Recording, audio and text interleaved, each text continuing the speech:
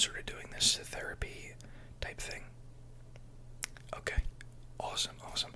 Well, I mean, this is a step in the right direction. A lot of people focus on physical health, and that's very important. I think the first thing in order to sort of know if your mental is really good or not is to get your physical all right. You know, if you're eating healthy, you're working out, and you're still feeling a certain type of way, that's when I think you should seek out other help. So, you know, sometimes it can just be that, you know, your lack of sleep, your lack of good eating, or your lack of working out that is sort of creating this bad mindset for you. But if you are in a scenario where you've kind of done these things and you're still not really, you're starting to realize the problem is truly your mind, I think that is awesome that you have come to therapy for this. So yeah, do not be intimidated by it being your first time. A lot of first timers here, and that's how we all start, you know. So the first thing I sort of want to ask you is tell me a little bit about yourself. Tell me what's going on.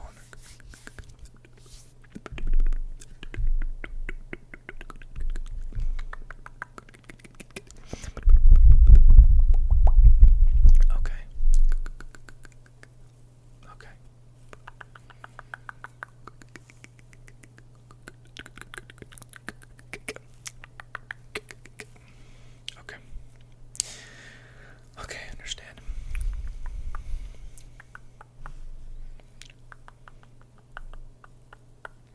Okay.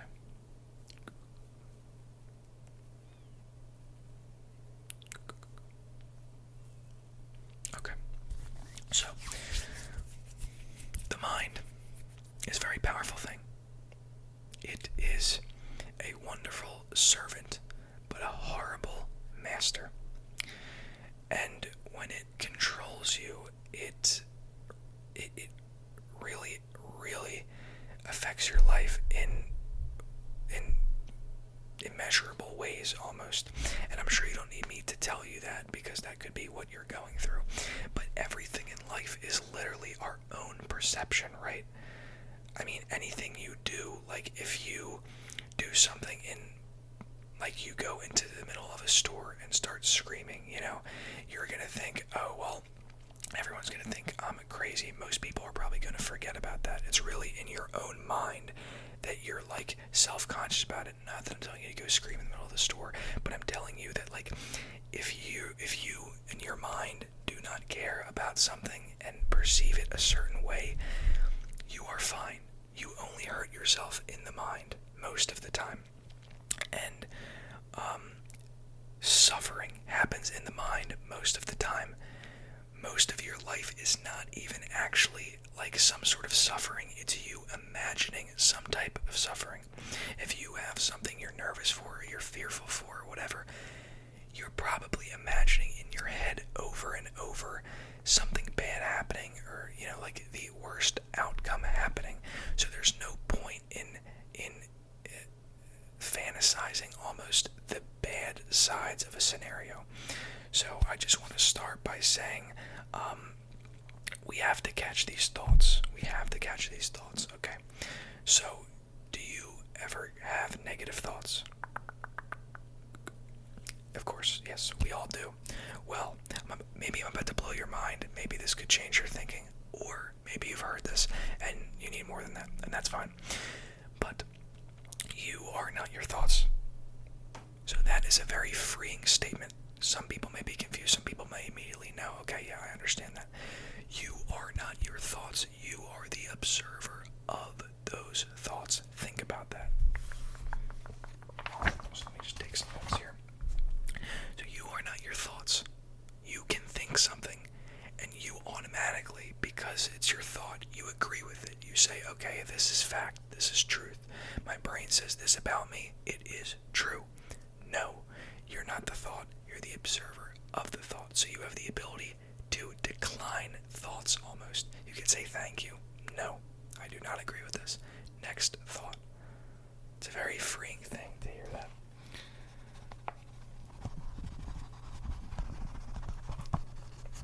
Okay.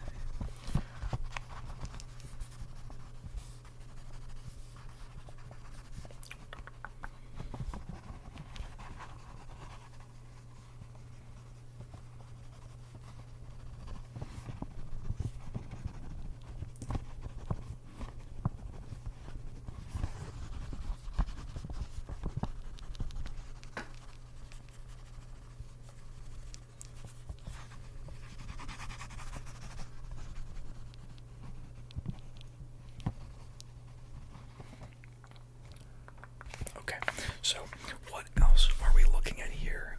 There's something I need to go deeper in. Okay, okay. I understand. Okay. I get it. So, happiness, right? It's a very funny thing that we think at some point we will be happy forever. So that may be a brutal thing to accept at first, because if you just told me, well, look, I want to be happy forever or something, it's kind of brutal for me to just be like, well, look, that can't happen. But the truth is that is unrealistic, and you're setting yourself up for failure. But there are other things that you can do. And again, happiness is something that if you have it, you have, like you're not born with it. It's not there forever for anybody. So if you're in a moment and you're quote unquote happy, that is something that comes and goes. There is no way to just like lock that happiness in place and leave it where it is forever. That's not possible. But the two things I'm telling you, this can change your mindset, and you really have to do this daily. There's two things. The next best thing besides being happy, believe it or not. So the first is being grateful, and you may have heard that a lot. I understand. But you have to be grateful. Seriously. I mean, you have so much more than you think that you have. If you are able to pay for this session, I imagine you have money, right? Okay. Do you work a job? You do. Do you like it? That's awesome. Maybe. Okay. It's in the middle. Yeah. No, because most guys and girls that come in here tell me they hate their job. That's probably a big reason that could be affecting their mental. But you kind of like it. Like, yeah, I guess that's good. I don't want to, like, if it's tolerable, if it's something that you don't dread every day, it's kind of just like something you don't think about. That's already a good start. Yeah. So look, you have a job. You're making some money. How did you get here? Drove a car. Okay. What kind of car? Okay, that's not bad. That's not bad at all. Do you live somewhere? Apartment. Very nice. So, let's be real here. You have things. Let's not pretend you don't have anything, right? Because the thing about life is you are always trying to get something. There's always a goal, right? You're always trying to reach something. But when you get there and you think it's going to make you happy, you think you will be grateful for it, it becomes your new baseline, right? You just flatline at that point. After a week, you get used to it. After a month, you get used to it. And then you need the next thing.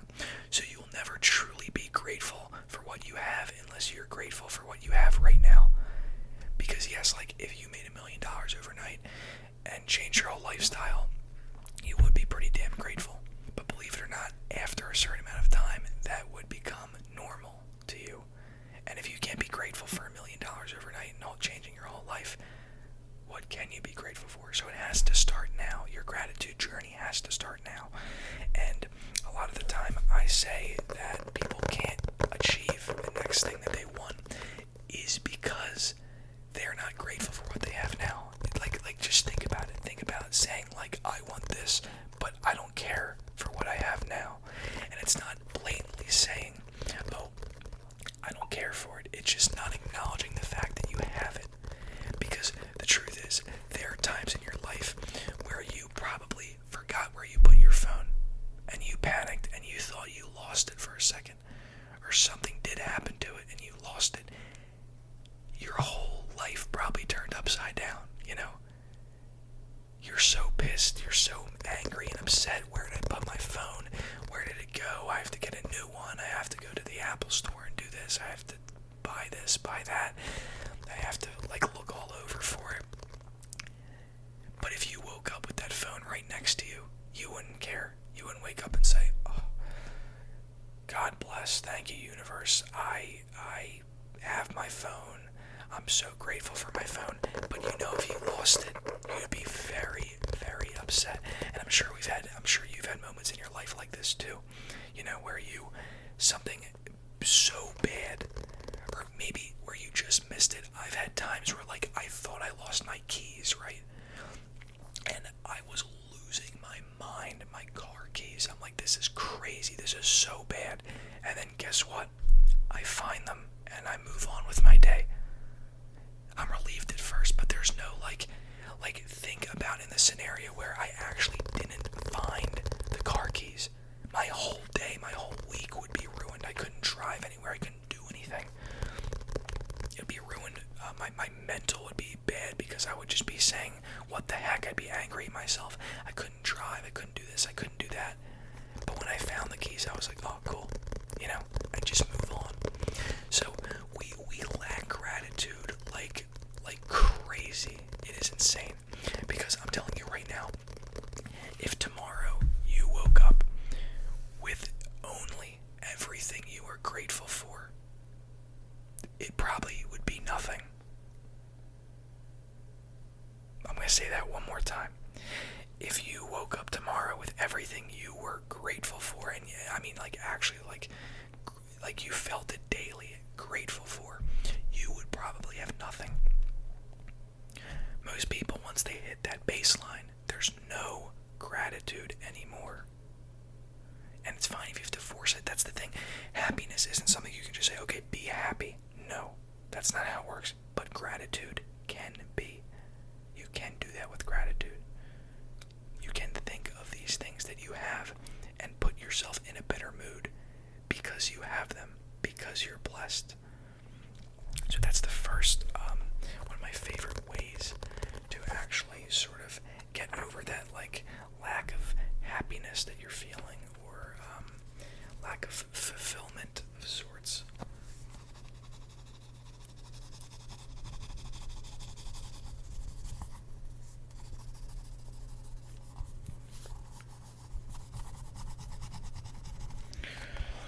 Okay, so the second thing that I can prescribe you here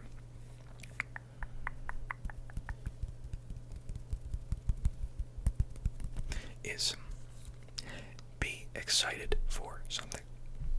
Excitement is sort of another thing that can happen on command. At least a lot easier than other emotions, right? So I'm sure there's something in your life, and actually I want to take a little step back to gratitude too, because the range on gratitude is insane. You could say, I am grateful for, you know, this little piece of food or this little cup of water, but you can go very far out. You can start saying, I'm grateful for, you know, being alive. I'm grateful for the earth. I'm grateful for the Milky Way galaxy, for the universe. Like, you can go very far out with gratitude. Anything you want. There's always something to be grateful for, though. But anyway, back to excitement, because again, the excitement, it ranges on anything. This could be something in a year, this could be something in a month, this could be something in a week, this could be a huge thing, this could be a giant trip, this could be a project you're starting, a business you're starting, a new job you're going into, a new opportunity, you're moving, something big, some big kind of life change that you're excited for. Get excited for that now. My whole life, I've heard the anticipation is everything, and I've even heard people say that the anticipation is almost better than the actual thing. Take that in for a second. The anticipation is better than the actual thing.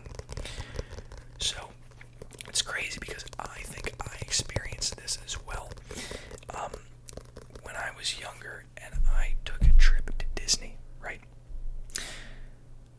I love the build-up. The build-up is everything. Like, it's not summer yet. I'm still in school, but I know in 2 weeks I'm gonna be in Florida. I'm gonna be literally like in my happy place. And I'm just getting so excited about it. Now, is that to say when I'm at Disney, it's not fun? Absolutely not. I love every second of it.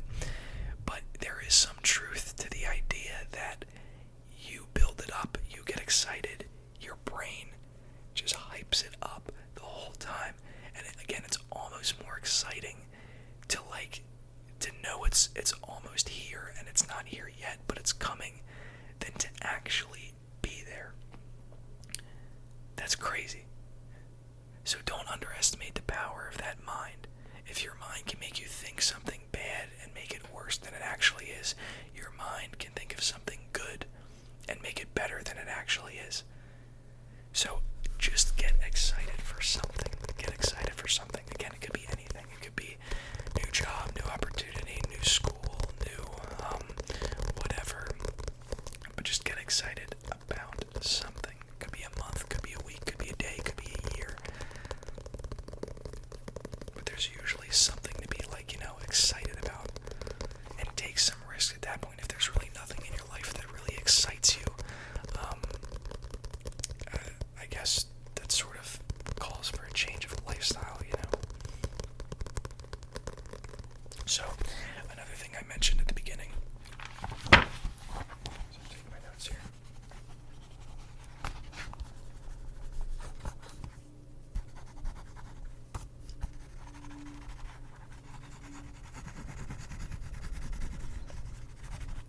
So, I mentioned at the start that a lot of people come to me and they tell me they have these issues. And again, I don't think you can fully say it's a full-on mental issue unless you have your other things in check. You know what I mean? So, for starters, are you getting adequate sleep? Okay. Okay, yeah, that's pretty good. I've heard mixed things. I've read research that says you need at least over 7 hours per night or bad things will happen. I've heard specialists talk about how they only get 6.5. Then I hear the obvious 8 to 10. I don't think I would ever need more than 8. I never go more than 8. Because even then, you can wake up, you can oversleep as well. So you don't want to do that. But I've heard a lot of things, so it almost is up to preference, but you should obviously you should definitely be getting over 6. That's just basic, because 6 hours isn't even a lot. So yeah, because again, I'll have people come in here and they'll say, oh, well, I can't think straight, or I have this and I have that. How many hours of sleep are you getting? 4. 4 hours of sleep a night. Sleep is essential. People don't understand how much we need sleep. For starters, if you're a gym goer, right, you're not building muscle in real time. That's not how that works. You're lifting weights. The rest is where you build the muscle. So that's why rest days exist in the first place. You need to give the muscles rest, and through sleep, that's where it's building. You're not just doing curls and building biceps right there. You're putting in the work, the muscle's breaking down, you're going to bed, and then things are happening, and so many things are happening while you sleep. Everything happens while you sleep. So it is so essentially important that you get adequate sleep, because again, I people stopping by and I just have to tell them well, it's probably because of your sleep. Another thing that could be affecting is sort of your eating habits, what you tend to eat. Now, that doesn't always link up. Some people's mood are fine when they eat bad things, but diet is something that is actually extremely important. And it doesn't necessarily mean you have to go keto, you have to go vegan, but to sort of change up what you do in a day, what you eat in a day. And the truth is, once you start eating better foods,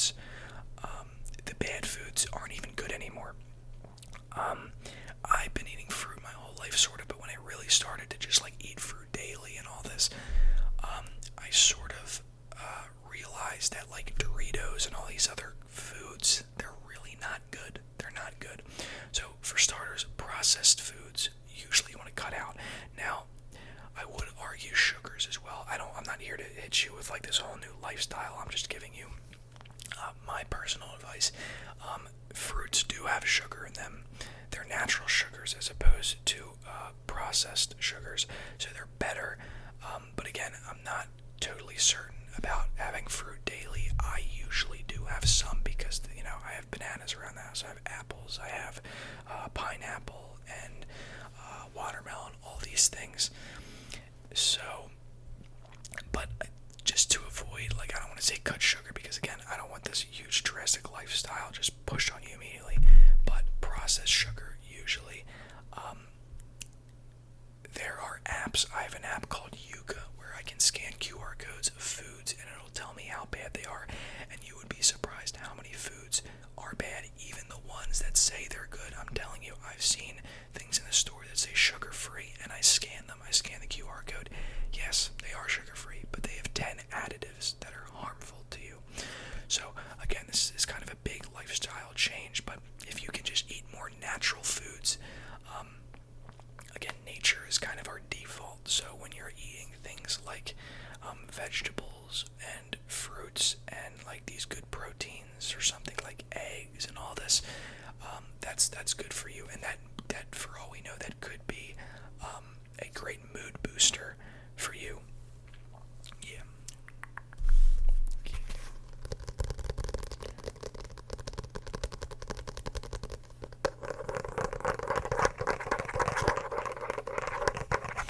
And another thing,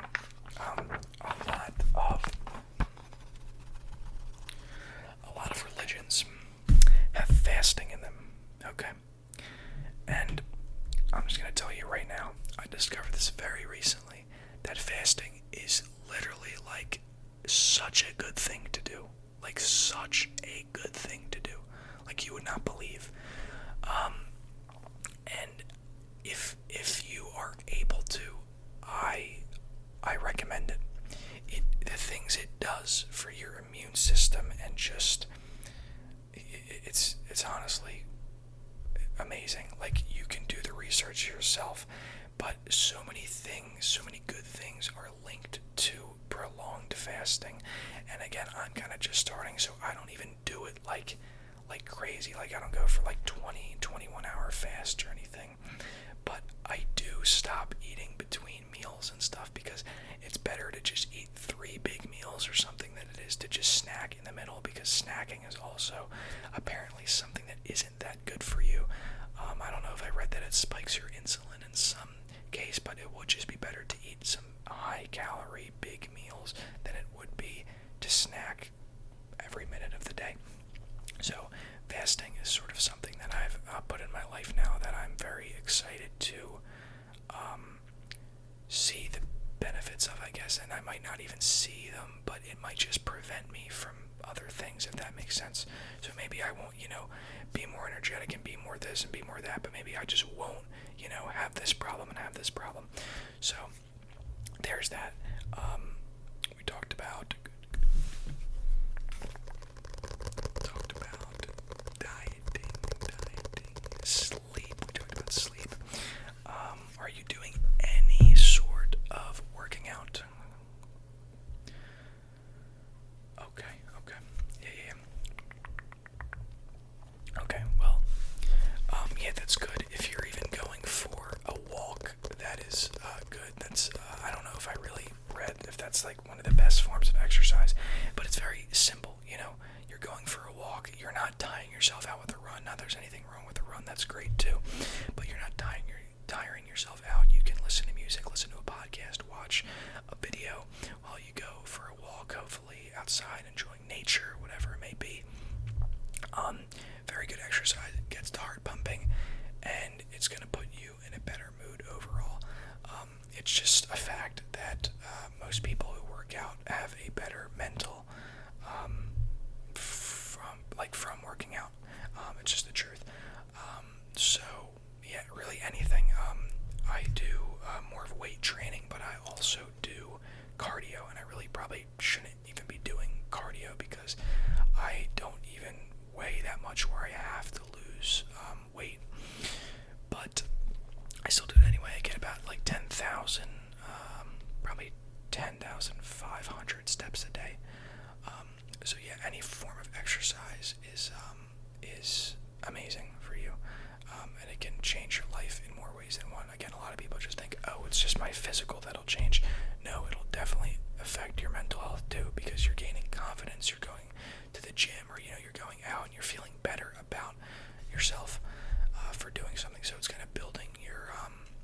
self-esteem, your confidence, and doing many other great things for you, and obviously helping your long-term health, helping your heart, all these great things.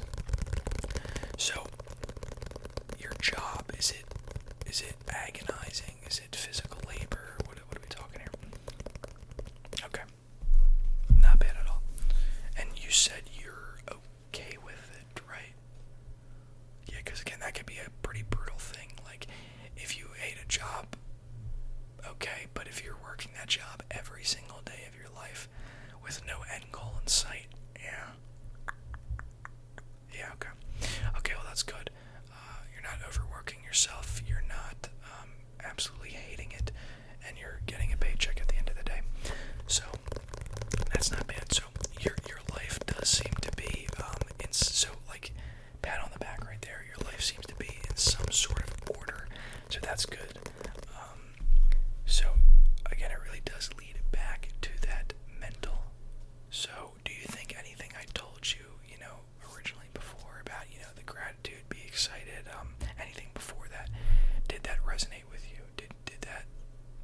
Do you think that can be implemented in your life to heavily, change the rest of it, to put it dramatically? Okay. Awesome. Yeah. Of course. Now, what I do for all my clients is I actually make a little checklist of the topics that we went over. So any of the key points or highlights, like if you're like, oh, what did he say about this? What did he say about being grateful? How do I be grateful? How do I do this? Anything like that, it will be on this checklist. So on your way out, you can grab that from the front desk. It should be printing. So grab that from the front desk, and you can just give that a look. My phone number is on there. I'm pretty sure you have it anyway, but if you want to give me a call whenever, that is perfectly fine. And yeah, so that's just going to be this is going to be our first, I believe it was for about half an hour. So that is the first therapy session concluded. Again, I wish I could have gotten more time with you and squeezed more in, but we have a lot of other time windows here, and I gotta get working with some of these other clients here. So I appreciate your time. I appreciate you opening up to me again. This is your first time. You did absolutely amazing. Very impressed by the lifestyle that you lead, and the fact that you're even here is a huge step, because you already lead a somewhat pretty good physical lifestyle, and now you're focusing on your mental and taking a step towards that, because you said, okay, well, my physical is good, now my mental. And I respect that so much, because a lot of people can't really take that leap, and they would gain so much if they just did. So I want to thank you so much for stopping in. I cannot wait to meet with you again, and I really hope something that I said resonated with you and can change you. Because again, gratitude, excitement, all these things are things we need in our lives to maintain a positive mindset. And when we sort of tell our minds, we feed this false hope that we can be happy all the time, it's unrealistic. But through gratitude, excitement, all these great things, we can sort of change our perception, change our frequency from a negative to a positive. So again, thank you so much for stopping by. You can grab that from the front desk. And with that said, my friend, I will see you at our next session.